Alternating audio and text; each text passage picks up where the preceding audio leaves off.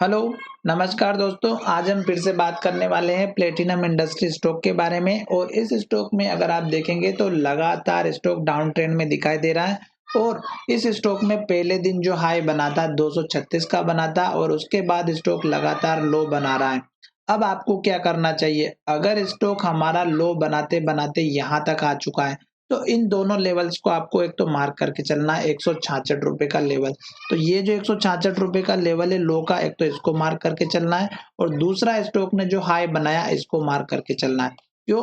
क्योंकि स्टॉक में ये दोनों ही लेवल अब हमारे लिए इंपॉर्टेंट है। और जब से स्टॉक आया है तब से स्टॉक जो है नीचे की तरफ जा रहा है। तो हो सकता है कि जो बड़े लोग हैं वो इस स्टॉक में जो है अपना प्रॉफिट बुक कर रहे हैं और स्टॉक जो है लगातार नीचे की तरफ जाता हुआ नजर आ रहा है।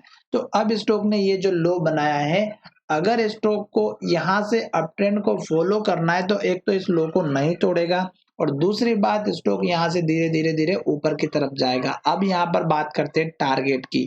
तो टारगेट आपको एक तो इस कैंडल के हाई का रखना है जो यहाँ पर बना हुआ 192 का, दूसरा इस कैंडल का हाई रखना है 204 रुपए का, और तीसरा इस कैंडल का हाई रखना है 220 का है, और चौथा यहाँ पर रखना है आपको 236 का। ये टारगेट आपको इसलिए बता रहा हूँ क्योंकि स्टॉक अभी यहाँ से गिरते गिरते इस लो तक आ चुका है। और अभी आप इस स्टॉक में कंफर्मेशन तब लेना जब स्टॉक यहाँ से ऊपर जाएगा और जब वापस गिरते हुए आएगा तो इस लो के ऊपर लो बनाएगा।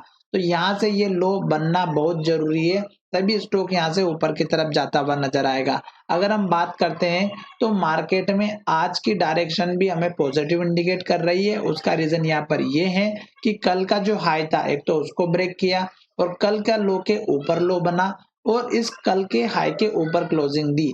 पर अब हमें यहाँ पर जिस तरह से स्टॉक में गिरावट दिखाई दे रही थी वैसे स्टॉक में ग्रीन कैंडल बनते हुए हाई बनते हुए स्टॉक ऊपर जाना चाहिए। अभी फिलहाल इस स्टॉक में नई एंट्री तो बिल्कुल भी ना ले क्योंकि स्टॉक अभी हमारा डाउन ट्रेंड में है। और जब से स्टॉक डाउन ट्रेंड में आया तो एक छोटा मोटा अप मूवमेंट जरूर दिखा सकता है। तो उसके बेस पर जो है आपको याद रखना है कि अभी तक स्टॉक अप ट्रेंड में नहीं आया है। जब तक स्टॉक गिर रहा है गिरने दीजिएगा और लास्ट के लो का आप स्टॉप लॉस जरूर लेकर के चलिएगा अगर आपने अभी एक दो दिन में एंट्री ली है तो। क्यों?